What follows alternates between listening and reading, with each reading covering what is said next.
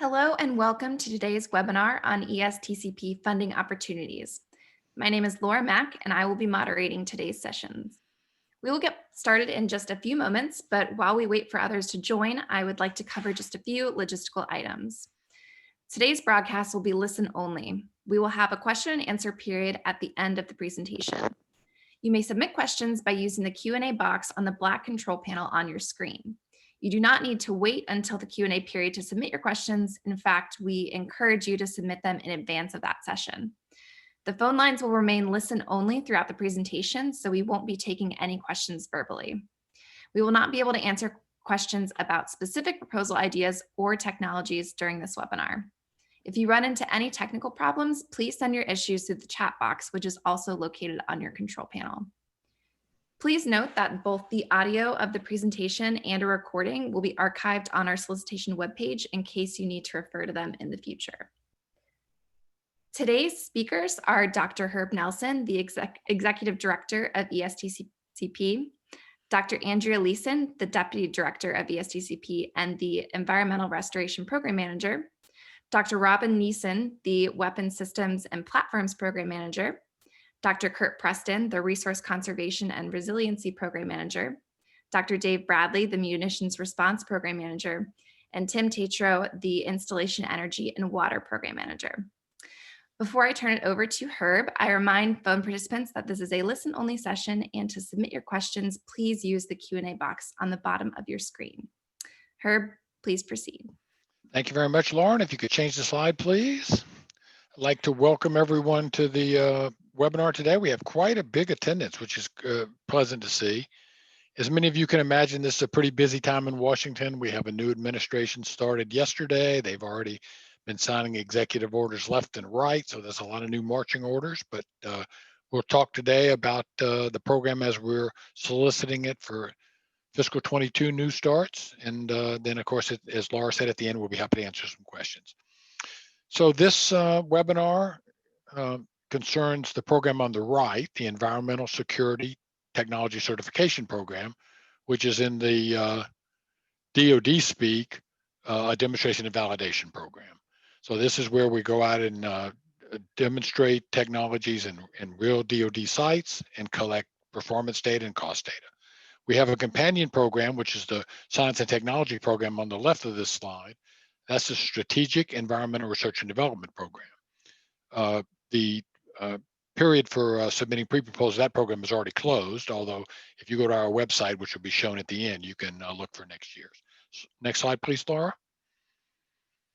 So this is just an indication for those that are not familiar with the DoD funding model. All funding sort of follows the same pattern in technology.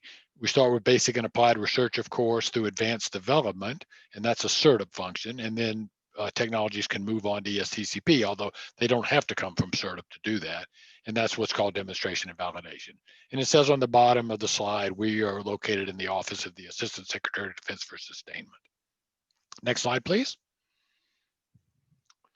So we organize ourselves, and this is really only for management purposes, into 5 program areas. In the top right, we have environmental restoration, which is, as you can see from this, sort of traditional chemical cleanup, and also remediation of emerging contaminants, things that were newly discovered that are hazardous. Munitions response in the bottom right, which focuses, as you'll see at the end of this talk, focuses on unexploded munitions underwater. Resource conservation and resiliency, which as Kurt talks to you later, you'll see deals with all aspects of DoD infrastructure, both built and natural.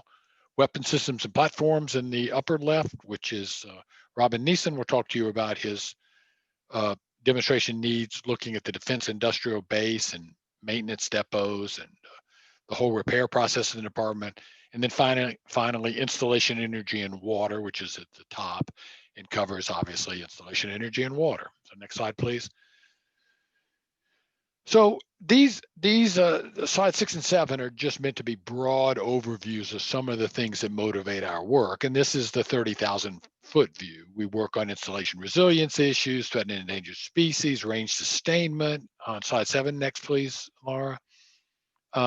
We look on tasks to clean up contamination from past practices, to control pollution generation or hazardous material generation in current practices, so we don't have to clean them up.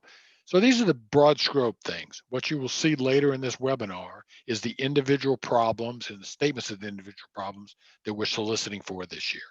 Next slide, please, Laura. So here are the program goals, and I almost gave this away on the first slide that I talked about. We're looking to demonstrate cost-effective environmental and energy technologies. They have to be mature enough that they're ready to go for a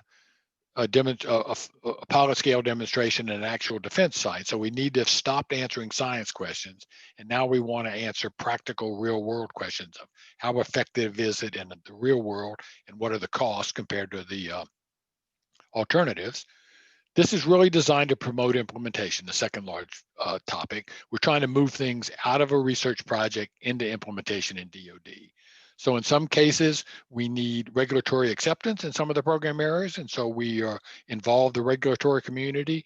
In other cases, we just DoD can implement on their own, and we need just to get DoD installation managers aware of the technology and see the value of it. And of course, we're always, the priority for us is the needs of the DoD user community, meaning the installations of the DoD. Next slide, please. So this is another statement of what an ESTCP demonstration is, and it's all focused toward what I said on the last slide. We want to move things from laboratory reports and brass board sort of demonstrations to the real world. And so you can see in the sub bullets in the first large bullet, this technologies that are appropriate for ESTCP. I use the second bullet as an example. Require demonstration or properly assess the cost and performance. It's one thing to have a cleanup technology that works well in a small laboratory environment. It's another thing that it works well with all the unknown contaminants and backgrounds that one might find in the real world, as an example.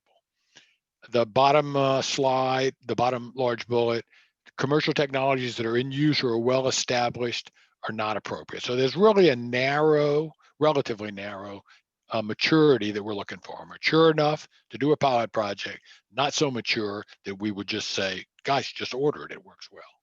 Next slide, please. So this is also a little bit of a focusing of what I've talked about on the earlier slides. We really want to partner with the stakeholders at an installation and do the test at a DoD facility. Sometimes that means the developer works with regulators and end users. Sometimes the developer themselves only shows the end user. There's a variety of models that work, but we're always focused on transitioning the technology into use at DoD facilities. Obviously, to do that, we need to get a good handle on operational cost and performance. And of course, that's relative to the alternatives. If there's no alternative, you don't have to do a very good job to be the best. If there's a well-established alternative, then clearly we're going to need to see some performance gains or cost avoidance to make it worthwhile. And then the third large bullet is part of every one of the ESTCP technologies, ESTCP demonstrations, excuse me. We really want to see some technology transfer component. So the goal of ESTCP is to move technologies from the laboratory to use. We don't want them to get stalled at the end of ESTCP. We also want them to be move along and go out to everyone. Next slide, please, Laura. So these are some of the things that if you are a successful proposer and receive a funded demonstration project, you'll be required to do. We definitely want an evidence-based approach. We want a formal demonstration plan. We want to write down in advance what the performance objectives are going to be and how we're going to measure success or failure of those performance objectives. We send these demonstration plans out for independent review, so you can expect to get a significant feedback on them. After that's approved, then of course now the whole point of the demonstration program is to execute the demonstrations. So during that, we'll collect the cost and performance data. And then at the end, we will expect a written final report that covers both the technical performance and the cost, because that's the two elements that are necessary for a successful demonstration. And as I said before, some technologies and some program areas will require regulatory or end user acceptance, and we want to facilitate that. Others may just need a training module or a guidance document written. So whatever's the appropriate transition path, we want to use in one of these demonstrations. Next slide, please, Laura. So here's this ESTCP solicitation process. For reasons of the acquisition regulations, we really have 3 parallel calls. There's a broad agency announcement for private sector proposers. There's a Department of Defense call, and of course that means for people in laboratories and facilities inside the Department of Defense. And then there's a parallel call for federal organizations that are outside DoD. All 3 of these require a pre-proposal. And so that's really what we're talking about today, how to help you guide your pre-proposal. Pre-proposals are relatively short. You can see the 5 pages of technical stuff. There's some other attachments that are allowed. Also, you can see the instructions for that on our website. At the end of pre-proposal submission period, the DoD technical committees meet and decide which of the pre-proposals we'd like to request a full proposal for. So the pre-proposal is definitely a place for you to expose your idea to us. We want to make sure that you understood our call, that the technology is appropriate stage of maturity. Those are the kind of questions that are asked at the pre-proposal stage. Then we're on to full proposal. Anyone that's asked to submit a full proposal will also have an opportunity to give an in-person briefing, although in the current environment, it may not yet be in person. This year, of course, we had to do it virtually, to our technical committees, and then selections are made based on that. Next slide, please, Laura.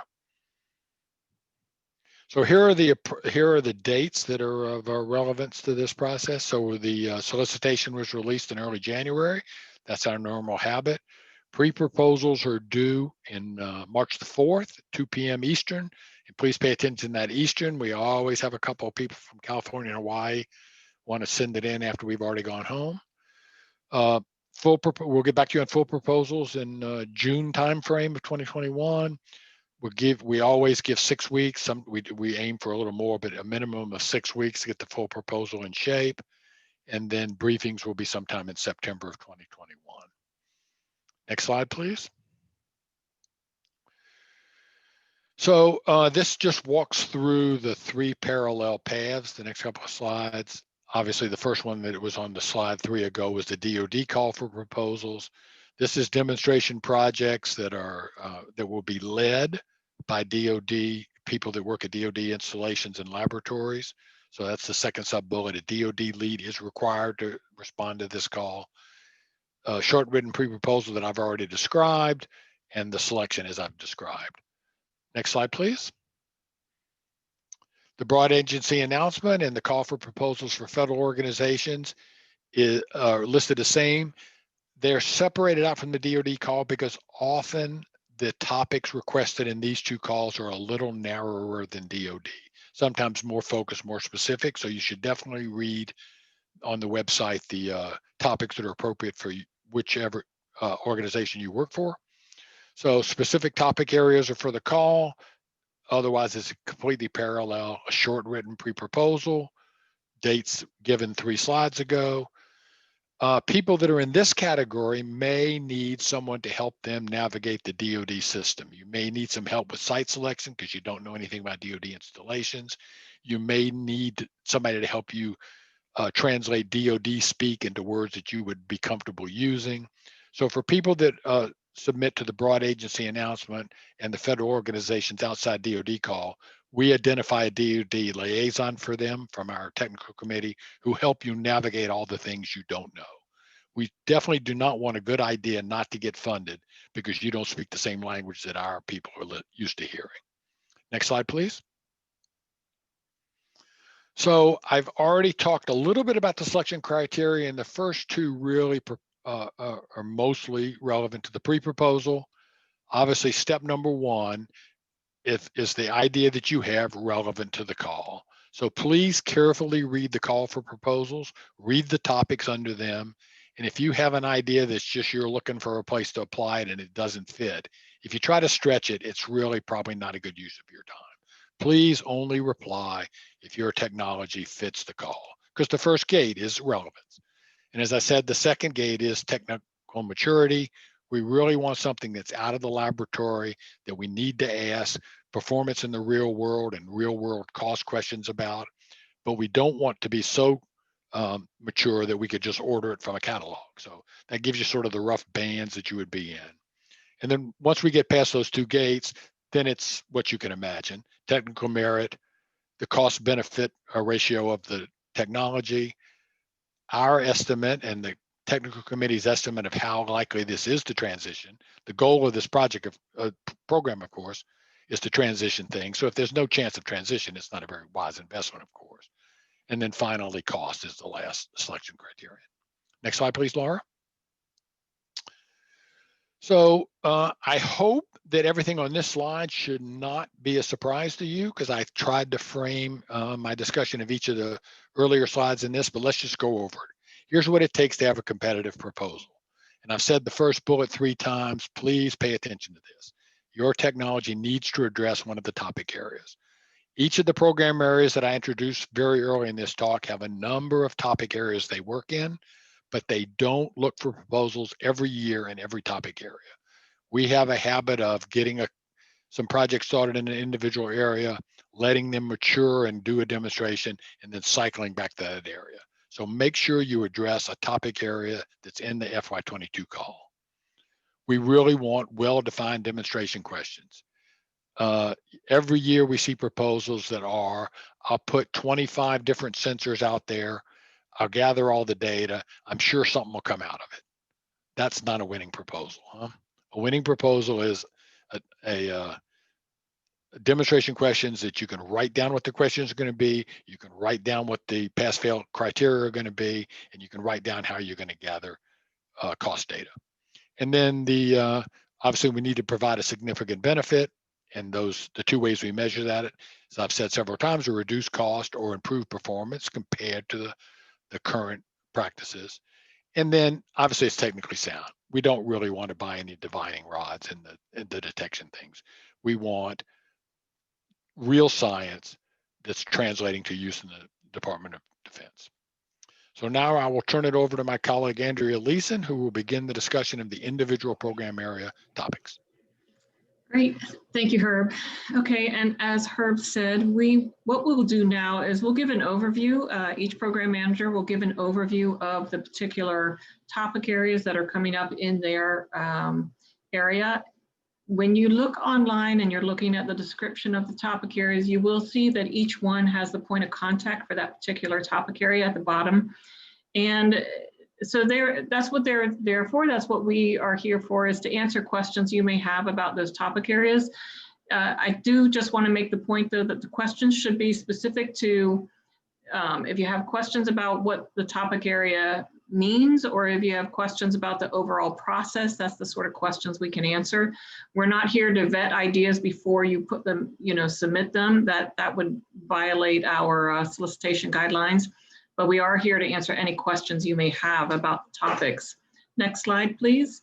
So what I'd like to do first is just talk about one general topic area that's applicable to all of the program areas. Next slide, please.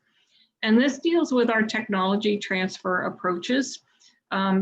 Technology transfer itself is extremely important to us. It's important for us that once we get done demonstrating a technology, we want it to get into the hands of the end user, and that is typically reliant on effective technology transfer. So with this topic area, we are specifically soliciting ideas for technology transfer, and to really look at it in two different ways. One is that if there is a particular technology or perhaps knowledge that's come out of ESTCP, or in some cases it can come out of CERTIP as well if it's a mature body of knowledge. If there's a technology transfer approach that will allow this to take that technology or knowledge and get it into the hands of the end user more effectively, that's the sort of project we're interested in.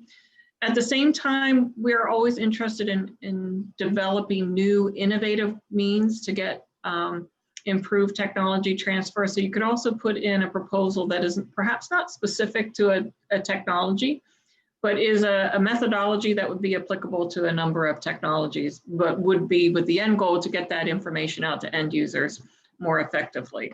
So we're definitely interested in that, and you will see that referenced in a few places in the different topic areas that are released within the program areas. Next slide, please. Next, I'd like to talk about the specific topic area that's been released through the broad agency announcement, as well as the call for proposals for the federal organizations outside DoD and under environmental restoration. Next slide, please. And what we're focused on here is our management of impacted groundwater. If you've been looking at our solicitations for a while, we have released this sort of topic area a number of years. It's really dealing with our impacted groundwater. This is one of the biggest cost drivers for cleanup of our installations. And what we've done here is told you the chemicals of concern for us, which includes PFAS, chlorinated solvents, munitions constituents, et cetera. And then, our areas of interest is definitely different treatment technologies, but also tools or technologies that help us manage these sites better, optimize existing technologies, or tools that help us monitor, collect data in a better manner. At the bottom of this slide, as well as in the topic area itself, you'll see that there's a reference to a few different workshop reports that have come out over the years that are applicable, that are still relevant for you to look at, to get some idea about the sort of specific data needs that we see in this area. Next slide, please. I also wanted to direct you to this slide because it is an overview of our PFAS efforts. And of course, we're seeing more and more projects that are focused on PFAS. I'm putting in the chat room as well a link to this site, so you can go directly here. I point this towards you, this slide, because this will give you an overview of everything we're already funding in this area. This is an interactive slide, so you can click on the various boxes. It'll take you to a summary of the projects that are being funded under that particular topic area. So it's useful, I think, to kind of poke around in there and see what's already being funded in this area. I do want to point out that the projects that are listed for FY22, those are still under review. We have not selected those yet. So you can see the broad topic here, but there's no additional information. And for FY21, we're still working on populating that with the projects that have been selected. Many of those have not quite gotten started yet. They're in the contracting process. Next slide, please. And then next, what I'd like to do is just show you a summary of those topics that we have released for DoD organizations under environmental restoration. Next slide, please. We're looking at these 7 main areas, and for the DoD, these are quite broad, generally because usually if you're in the DoD, you know what your needs are. And so we've kept this broad so that those technologies needs you have can be addressed through these topic areas. So we're looking at monitoring techniques, technologies that will assist in the reduction in the cost to complete. We're interested in technologies for reducing the source loading from munitions constituents. We're also interested in stormwater and wastewater treatment technologies, broadly assisting with us on risk assessment at our sites.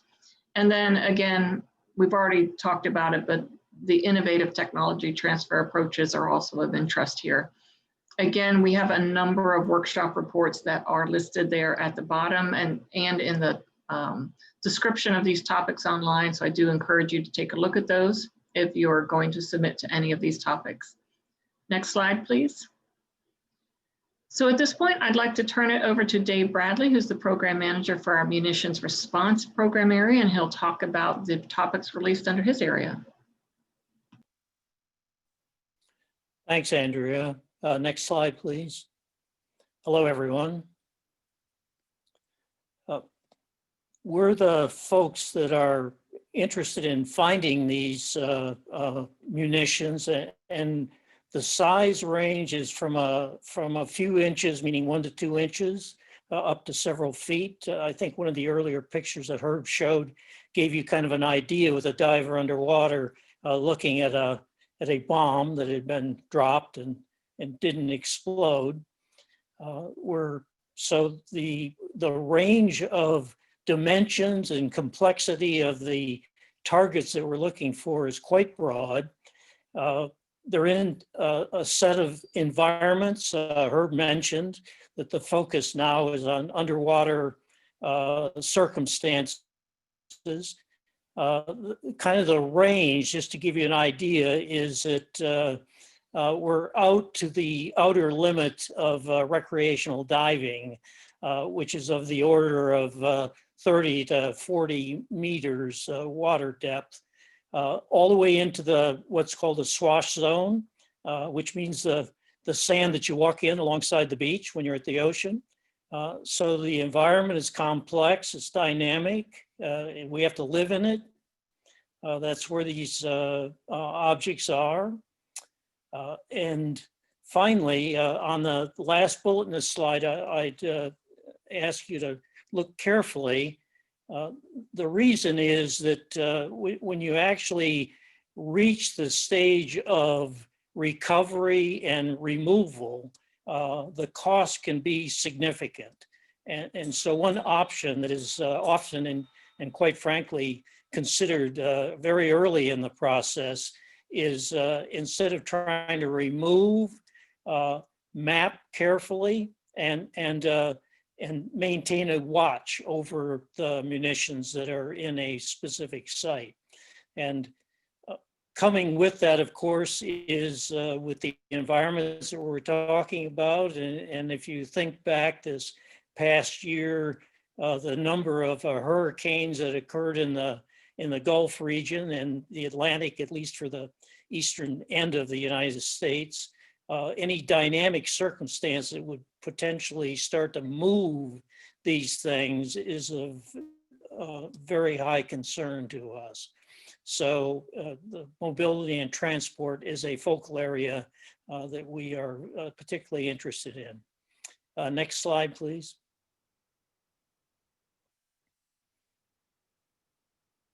Next one, please.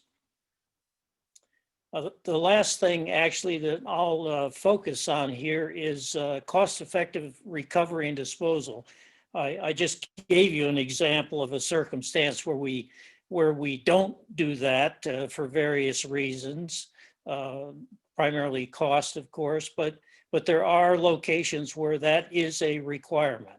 And we're especially interested in any innovative ideas on recovery and disposal of these munitions. And with that, I will stop and introduce you to Kurt Preston, and I thank you. Hey, thanks, David. Next slide, please. So my name is Kurt Preston. I'm run the Resource Conservation Resilience portion of the program. The first call for proposals that's out is associated with Cement 6. In particular, as stated, we're looking at, for projects that compare and contrast the available state of the science and engineering associated with Cement 6. And especially if you come in and take a look at the call for DoD installations in continental United States, Alaska, and Hawaii. The projects need to address the 4 bullets that are listed here.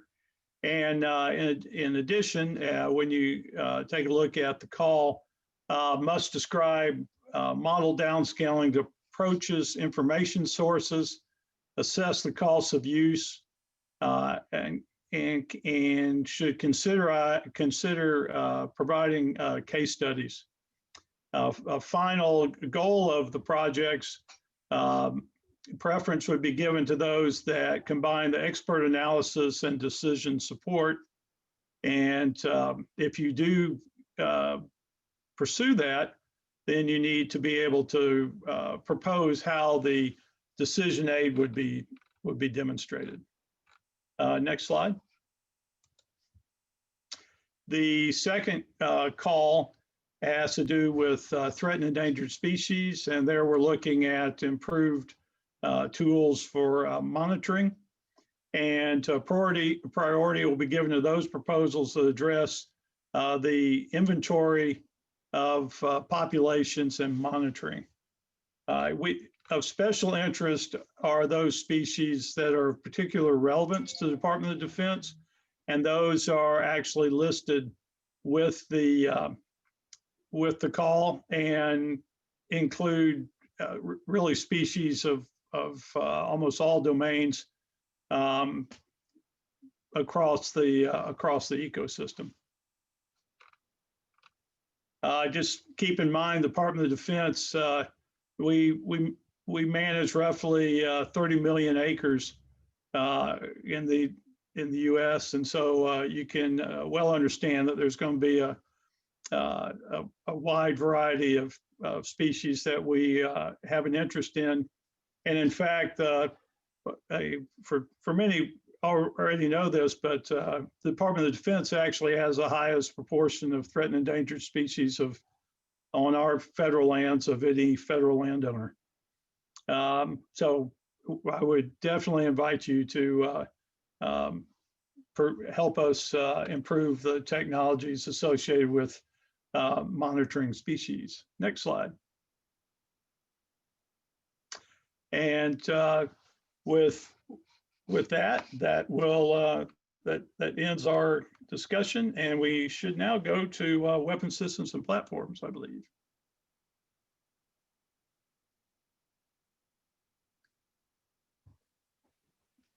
Okay, I thought Kurt might have one more, but I guess not. So weapon systems and platforms. We issued one broad agency announcement, call for proposals from federal organizations outside the DoD. So next slide. The topic is demonstration and validation of PFAS-free fire suppression alternatives. And as Andrea had indicated, there's a lot going on in this area, and we're continuing to look for alternatives and to look for demonstrations of those alternatives. As shown on this slide here, we're looking for proof that a PFAS-free, per and polyfluorinated alkyl substance-free fire suppression agent can work with the current performance requirements in the military specification, or what things it can do that are outside of those military specification requirements. So for instance, the military specification calls out 2 gallons per minute. Well, if you can put out fires with 3 gallons per minute and do the same or better job that way, maybe we're interested, and we want to at least gather that kind of data because we think we're going to be informing a new military specification. So in this call, we're looking for demonstrations that show what can be done with these PFAS-free agents. And we're looking for things that can work with the current requirements, the current military specifications, or outside of those military specifications. So very important to look at the mil spec to understand what is called out there, to identify agents that either you have access to or that you know are mature and ready to be used and can be produced in large enough quantities to do demonstrations on. And I would also say that we're looking for specifically how will these agents work at elevated temperature. So those are kinds of the areas that are considered of interest to us right now.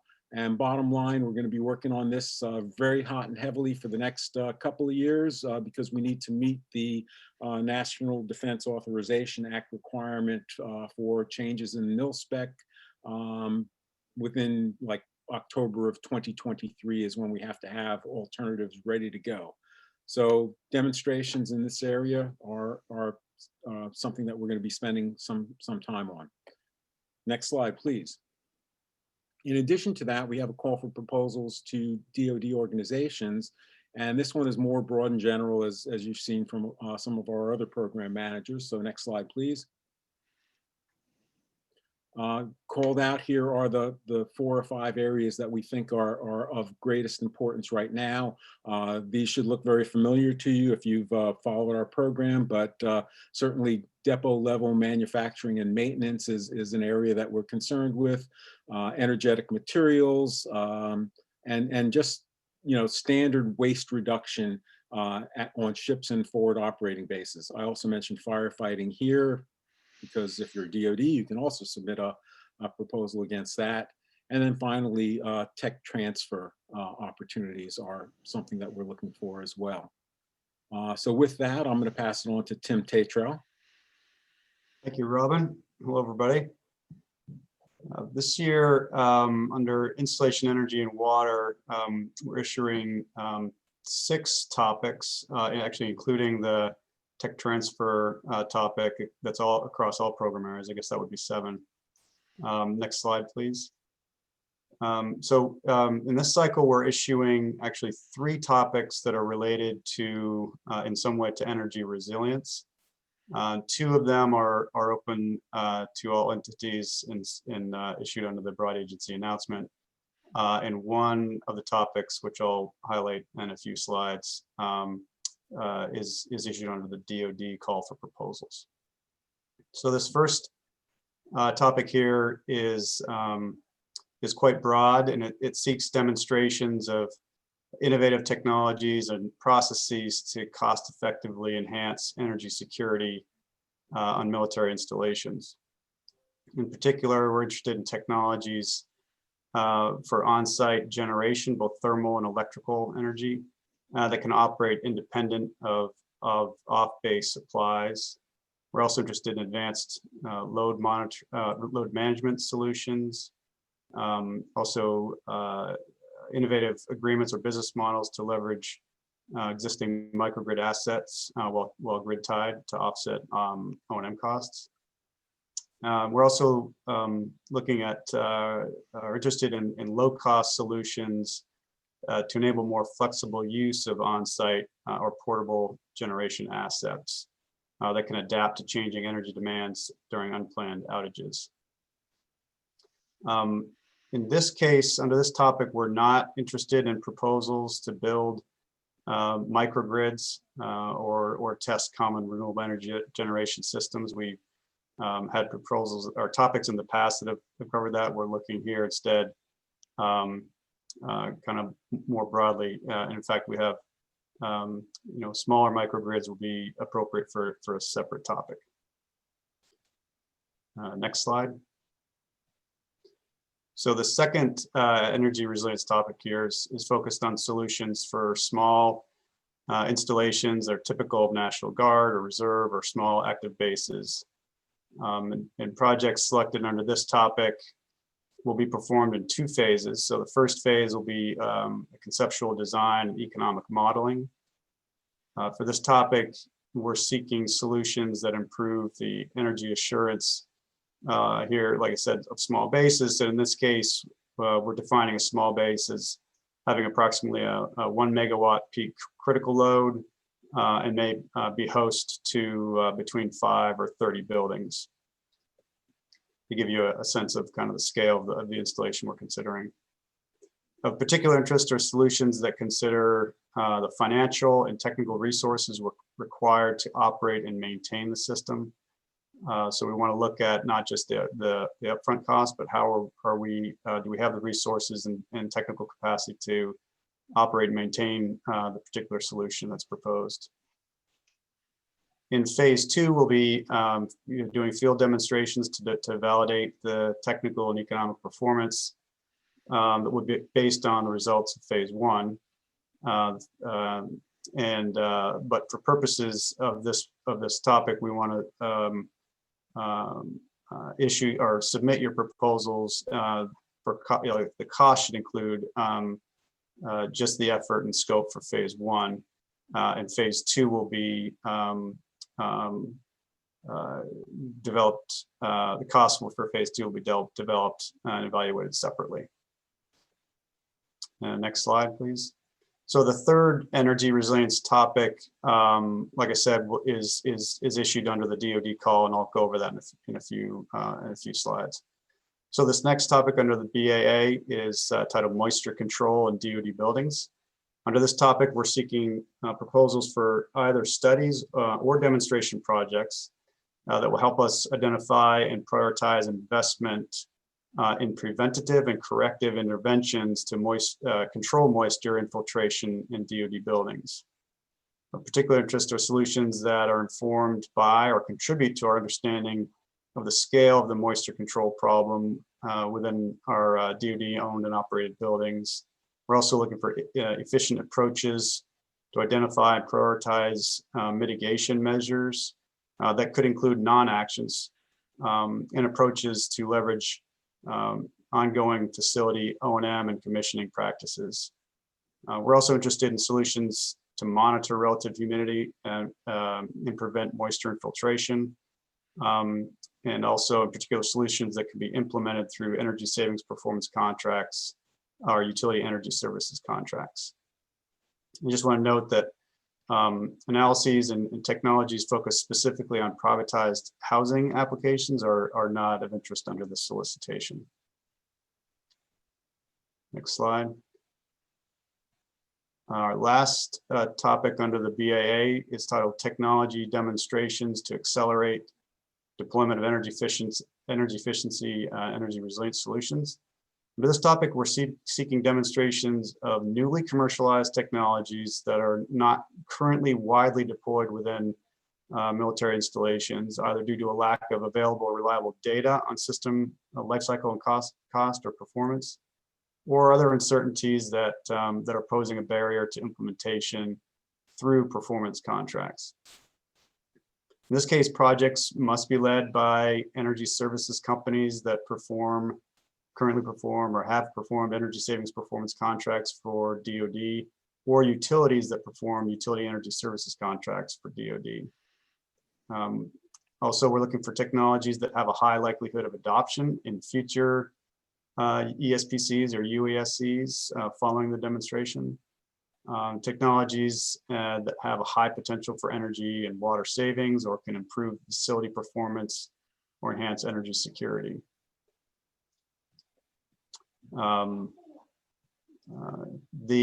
Also I want to, it was mentioned earlier, but in this case on the topic description at our website, there's more information that lists on the topic several past ESTCP projects and provide a brief description of those that may be appropriate for ESCOs who are proposing technologies to include in their demonstration. So I encourage you to look at those and evaluate whether you think they're ready for demonstration for energy savings performance contract.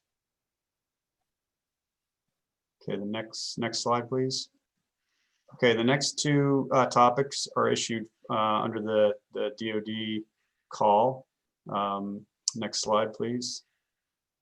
The first, as I mentioned, was this third energy resilience topic, entitled National Guard Readiness Center Energy Assurance. To this topic, we're seeking solutions to provide affordable and resilient energy systems at a portfolio of small National Guard readiness centers. So again, here we're looking for these projects to be performed in two phases. So the first phase will be an assessment of the threats and risks to readiness centers' ability to respond during natural man-made disaster. And these analyses should leverage current installation energy and water master planning efforts and use available climate-related threat analysis tools wherever possible. In addition, analyses and solutions should include exploitation of on-site renewable energy storage and flexibly deployable energy storage and conventional generation. And for this topic, under the pre-proposals, I ask that you break out your phase 1 costs and phase 2 costs separately. Next slide, please. And the last topic here is the effective planning for electric vehicle infrastructure management. To this topic, we're seeking proposals for studies or technology demonstrations that help inform infrastructure investment or address barriers to the adoption of electric non-tactical vehicles and mission support equipment. For those who are submitting proposals for studies, we are seeking studies that address work that will inform installation master plans, and to the extent possible, we ask that you coordinate with any ongoing master planning efforts at an installation where you might be doing the analysis.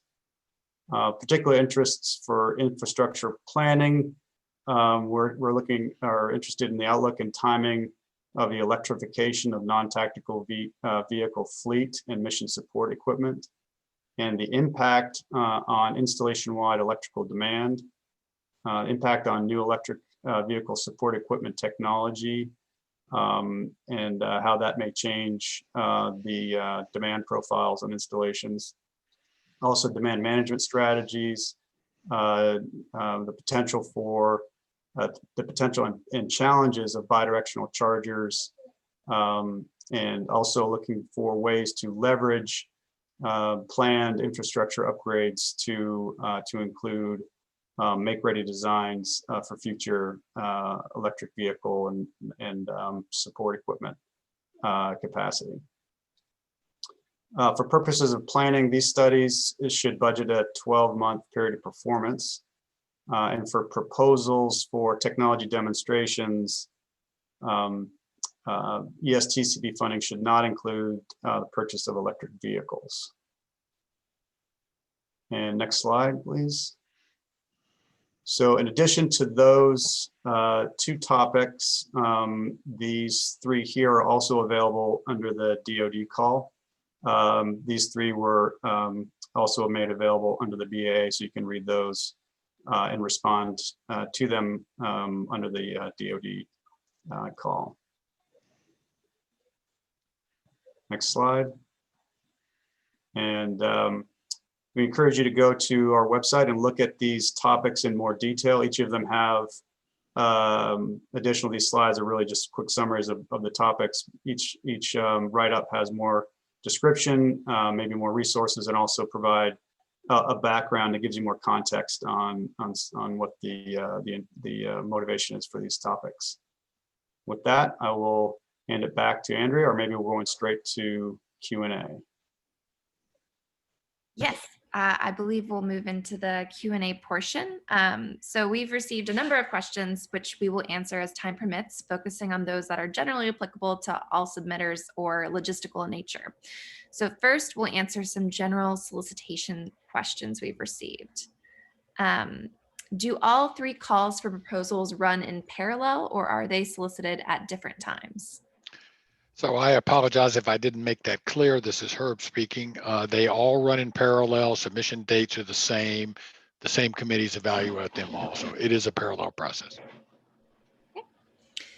Is the technology proposed required be from a prior startup or ESTCP project? Does it matter what vendor manufactures the technology? So I believe this question came in specifically when I was talking about the technology transfer topic area, but I'm going to answer the question a little more broadly as well, because we had another question that dealt with research. Did it need to come from CERTIP to be demonstrated under ESTCP? So first, to address that question, in terms of technology that's demonstrated under ESTCP, it does not have to have come out of CERTIP to qualify under ESTCP. We are supportive of demonstrating any technology, no matter what program it's come out of. So likewise, I think the question, let me check what the question is about the vendor again. So the question then is, does it matter what vendor manufactures the technology? It really doesn't. You know, you'll just have to make the case in the proposal as far as why this is an appropriate technology for demonstration under ESTCP. As far as the technology transfer topic area, what comes under that, it certainly was designed to transfer technology that came out of ESTCP, or perhaps more applied work that comes out of CERTIP. It's not limited to that. If there is a technology that was developed under another program that is of broad applicability to the DoD, we would certainly consider that. You would just, again, have to make the case in your proposal. Laura, over to you. Okay. What is the typical cost range of awarded proposals? So that is a difficult question to answer in general, because as you can imagine, various of the program areas have much different cost profiles. Probably the energy projects are the most expensive in general because they often involve big hardware. Second may be the underwater munitions proposals because they involve boat time and divers, et cetera. So I think they would range from a couple of $100,000 a year for a 2 or 3 year project on the low end, up to $700,000 or $800,000 a year on the high end. Many of those are front loaded because there's some equipment in the beginning. So when I say 700, 8,000 a year, I mean average, with the median project being somewhere halfway in between that, $300,000 or $400,000 a year. But you really, you should not think about that when you write the proposal or the pre-proposal. You should really think about what it is you want to demonstrate and write down what it costs to do that, and then work from the demonstration to the cost. For the threatened and endangered species topic area, is it a priority to demonstrate technologies that can be applied to monitoring of multiple species or in multiple ecosystem types? So for that question, the answer is yes. So in thinking about that question, you can see it go both ways. So in terms of a priority for a particular species or type of species, you could think about cryptic species. You know, there may be a technology that's particularly suited for cryptic snakes, for example. And then on the flip side, one can envision there might be a technology that is particularly suited for monitoring the desert ecosystem. So the answer to that question is really, it depends on the technology and what's being proposed. Over. Thanks, Kurt. A question regarding the energy efficiency topic area. If an energy efficiency technology is ready for a demonstration installation but was not the subject of prior ESTCP funding, can you help us connect with an appropriate ESCO, ESPC, or UESC? Sure. Yeah. I can't directly connect maybe technology providers, but we can add to our resources, or maybe frequently asked questions, a list or a reference that the Federal Energy Management Program and lists all of their ESCOs and utilities that offer utility energy services contracts. So that is a good resource, has contact information. So we will post that in our FAQ. Can a proposal with a DoD organization as the PI include non-federal or academic partners? Yes, the different calls are referring to who the lead investigator is. So the DoD call, it needs to be a DoD employee as the lead, but they can have co-performers who are not within DoD, and vice versa for the other calls. So for example, for the broad agency announcement call, people who submit to that, the lead must be from a private entity, whether that's a university or a consulting firm, et cetera. But you can have co-performers from the DoD or other federal agencies. Over to you, Laura. Does the proposal for a demonstration validation of a technology need to build off of the PI's own basic research, or can it build off of any existing research? So that really is a variant of a question that Andrea answered earlier. It obviously does not, it often does. It often builds off of research done by members of the team, but it doesn't have to. So if you were using some technologies that were developed by others, you'll just have to make a case in your in your proposal, for why it makes sense to demonstrate this technology and why it makes sense for you to demonstrate this technology. Back to you, Laura. Is the objective of the moisture control in DoD buildings topic to demonstrate solutions for semi-permanent to permanent buildings, or are you looking at solutions for expeditionary/contingency DoD facilities as well? This topic is focused on the permanent buildings, so fixed installation buildings that you would find in like in a fixed installation warehouses, barracks, small offices, stuff like that. With respect to source loading, do DoD operations include the broader defense industrial base? What we generally require is that our demonstrations occur on DoD installations, or in some cases they can occur at sites where the DoD at least has some large responsibility for the cleanup of the site, and that's talking about the environmental restoration area. So for the most part, these are done strictly at DoD installations. Laura? How are the DoD liaisons used to help identify demonstration sites? Does this step happen before the pre-proposal submission? Yeah, that's a very good question. And I'm sorry, I did not make that very clear. I realized as I was giving that part of the talk. So no, it happens after pre-proposal submission. So the way you handle that, if you have a technology and you're not familiar with the DoD, and some of course will have done work on installations and will say, I should do this at some particular installation. If you're not, then you should write down in your pre-proposal briefly and in your full proposal in some detail what the requirements of an ideal site are. I may need a wooded area, I may need a clear area, I may need the following utilities, and then that'll guide the DoD liaison in helping you choose a demonstration site if you are funded. What percentage of pre-proposals are requested to submit full proposals, and what percentage of full proposals are ultimately funded?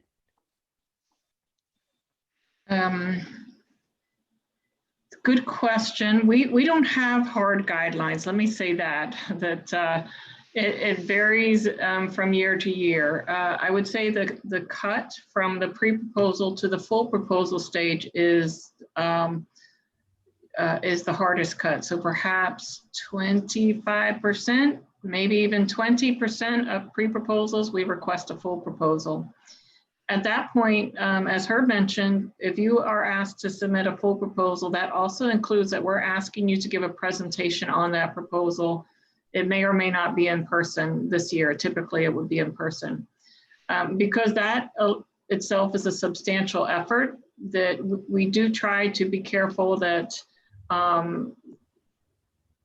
we gear it so that roughly probably 50% of the projects that present at the full proposal stage are selected. And that's an estimate. We try not to bring in so many that we can't possibly fund more than 10%. We don't do that at the full proposal stage. We gauge that by both technical quality, but also our budget, so that roughly people have about a 50% chance, all else being equal in terms of technical quality.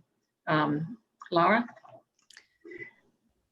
Under DoD call for proposals section, it mentioned that a DoD lead is required. Could you please elaborate on this? Yes, so this is actually a variant of a couple questions we've answered, but I want to make sure that this is clear to everybody. So one reason that there are 3 calls is because of this DoD only call.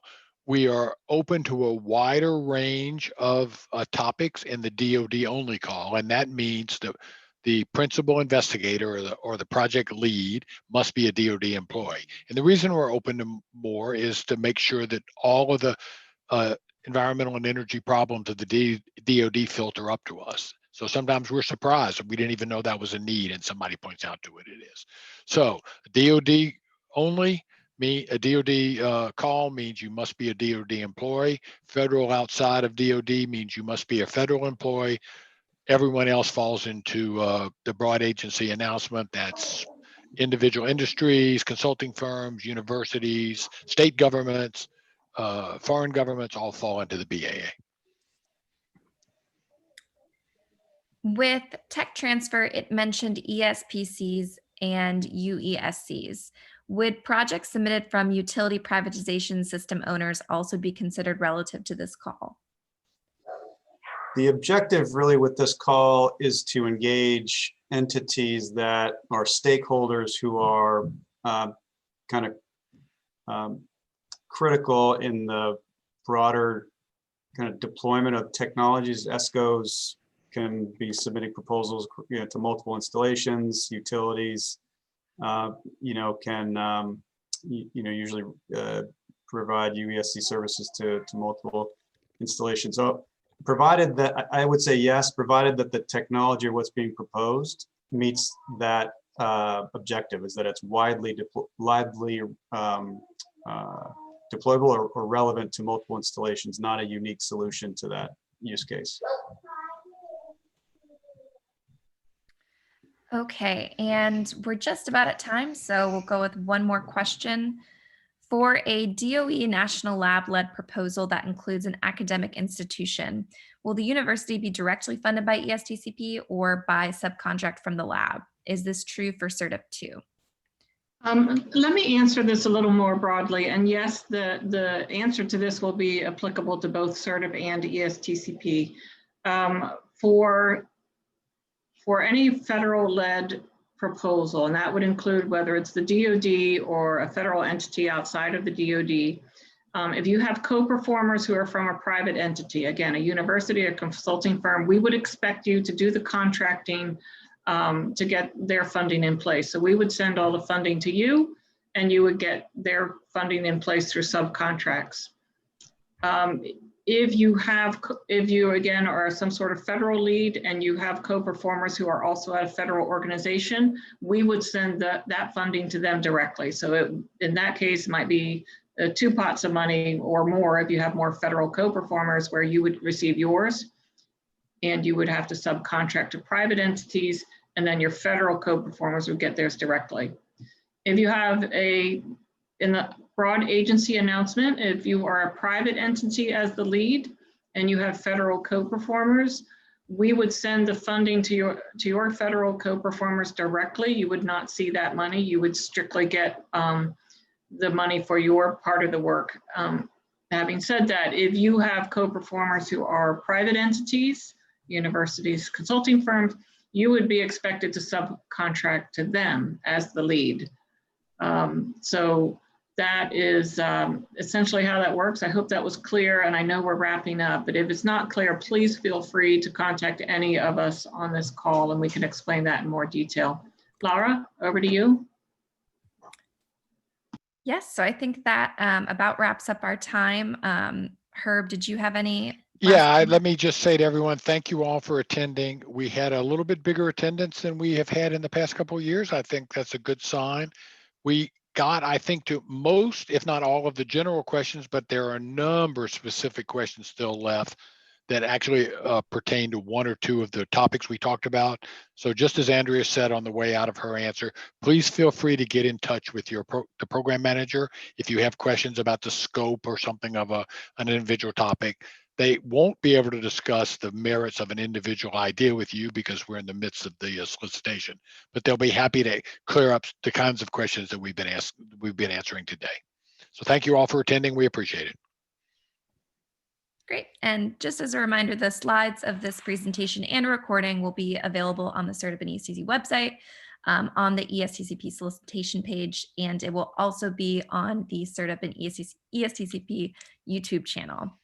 As Herb said, thank you for attending today's webcast, and this concludes our time.